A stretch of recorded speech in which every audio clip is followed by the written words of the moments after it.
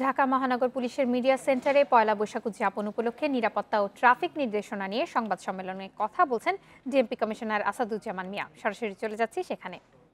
Agency কাজ করবে, আমরা একে অপরের সাথে সমন্বয় করে পুরো অনুষ্ঠানের সার্বিক এবং সুদৃঢ় সমন্বিত নিরাপত্তা ব্যবস্থা আমরা সুনিশ্চিত করার যাবতীয় প্রস্তুতি ইতিমধ্যে আমরা গ্রহণ করেছি।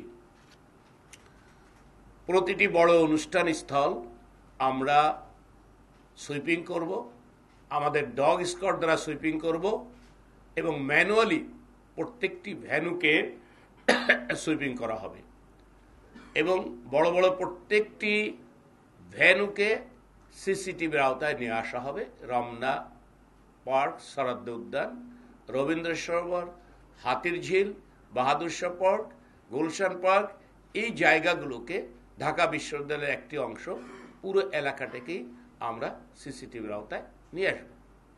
এছাড়াও রমনা পার্ক এবং সরাদ্দ উদ্যানে আমরা শতাধিক মাইক কানেকশন দিব, যাতে সেন্ট্রালি একটি নির্দেশনা বা কোনো অনুরোধ বা কেউ হারিয়ে গেলে তাকে খুঁজে পাওয়ার জন্য আমরা যাতে একটি কমান্ডে একটি ব্যবস্থা আমরা নিয়ে আসতে পারি, সেই জন্য সেন্ট্রালি আমরা মাইক নিয়ন্ত্রণ করব এবং সমগ্র রমনা পার্ক এবং সরাদ্দ উদ্যানে মাইক সংযোগ দেওয়া হবে।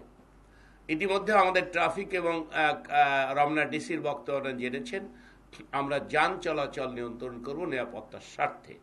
সেক্ষেত্রে এক মোটা কথা যদি আমরা বলি, শাহবাগ, কাকরাইল চার্চ ক্রসিং,